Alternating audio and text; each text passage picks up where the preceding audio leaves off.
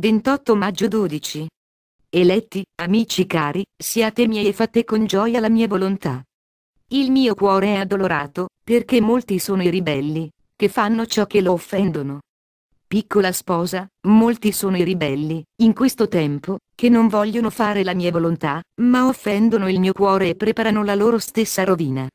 Mi dici adorato, adorato, adorato, dopo 20 secoli e più di cristianesimo, il mondo dovrebbe essere già tutto tuo.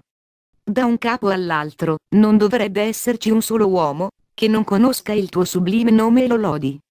Il tempo è passato, dolce amore, ma il mondo ancora non si è aperto al tuo amore ed è dilaniato da guerre ed incomprensioni di ogni genere. Questo rattrista il cuore di chi ti ama, ardentemente, ed attende il cambiamento. Dolce amore, non capisco perché il mondo tanto indugi ad amarti, a fare la tua volontà, a proclamarti re dei cuori e delle menti. Piccola mia, il mondo mai mi ha amato, ha voluto la mia crocifissione, un tribunale ha pronunciato la sentenza di morte, perché io, Gesù, parlavo della verità, svelavo la verità, proclamavo la verità, che fa liberi. Pensi, piccola mia, che il mondo cambi, ora? Mi dici adorato Signore, chi comprende la verità non solo è libero, ma anche tanto felice. Com'è bello sapere, capire che tu ci ami. Durante il giorno, spesso, mi fermo a riflettere sulle tue meraviglie, quelle che compi ogni giorno e mi sento abbracciata e permeata dal tuo, dolce, amore. Dico a me stessa possa venire presto il giorno nel quale non vi sia uno soltanto sulla terra, che non abbia compreso la verità. Sposa cara, i cuori superbi non accolgono facilmente la verità, preferiscono la menzogna ed il nemico li accontenta con le sue menzogne, sempre più sottili ed abili. Gli uomini non capiscono che devono combattere con un nemico abilissimo, vanno verso di lui disarmati e si lasciano ingannare, perché la fede è come un lumicino fumigante, che si spegne al primo soffio. Mi dice amore santissimo, dona al mondo, ad ogni uomo la perla preziosa della fede, di una fede forte e tenace, come una fiamma, che arde bene, che nessun vento può spegnere, ma farà ardere sempre di più.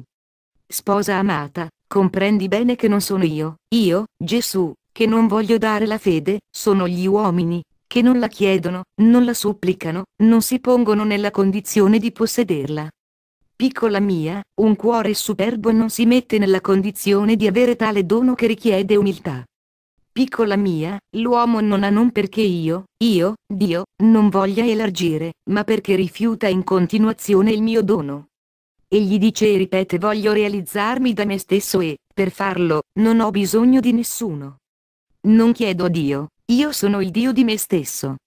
Queste terribili parole molti dicono nel loro cuore e si mettono nella condizione di non accogliere il mio dono.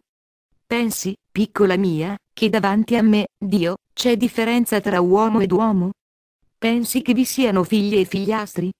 Mi dici adorato, tu ami ogni uomo di amore sconfinato. Tu vuoi elargire ad ogni uomo i tuoi doni, ma l'opposizione viene proprio da lui che imita gli angeli ribelli che dissero non serviam. Dolce amore, non disgustarti della creatura tua, prediletta, che con tanto amore hai creato e che con tanto amore hai messo nella condizione di salvarsi. Perdona. Perdona, Santissimo Gesù. La piccola fiamma dei cuori divenga un grande incendio che prepari la terra alla tua venuta. Sposa cara, avrà perdono chi lo supplica con cuore ardente, ma non lo avrà, certamente, colui che dice e ripete con superbia non ho bisogno di perdono. Questo tipo di peccato è imperdonabile e conduce all'abisso di eterna disperazione. Resta, felice, nel mio cuore, piccola sposa, e godi le delizie del mio amore, fedele ed eterno. Ti amo. Vi amo. Gesù. La mamma parla agli eletti. Figli cari e tanto amati, Dio vuole manifestarsi a voi sempre di più nella preghiera, ma voi pregate poco e vi lasciate prendere dalle distrazioni del mondo. Voi dite vogliamo conoscere Gesù sempre di più per servirlo meglio. Questo dite e ripetete, ma pregate troppo poco. Vi dico pregate, pregate, pregate sempre. La preghiera sia la compagna di ogni istante. Dio vuole farsi conoscere sempre di più, ma lo fa attraverso la preghiera confidente.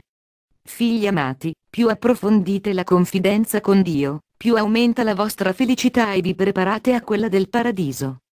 Mi dice la mia piccola dolce madre, le vanità del mondo, spesso, attraggono e confondono, le falsità del nemico infernale, spesso, seducono.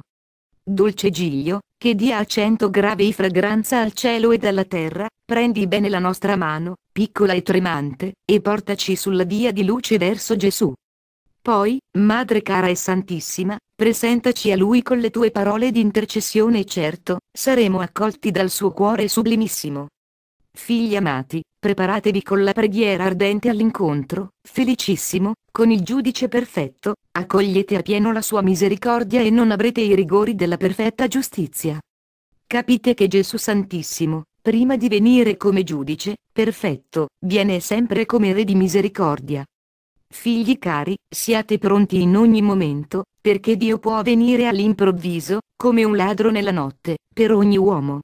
Beato chi si fa trovare pronto. Insieme, cuore con cuore, adoriamo Gesù. Biamo tutti. Ti amo, angelo mio. Maria Santissima.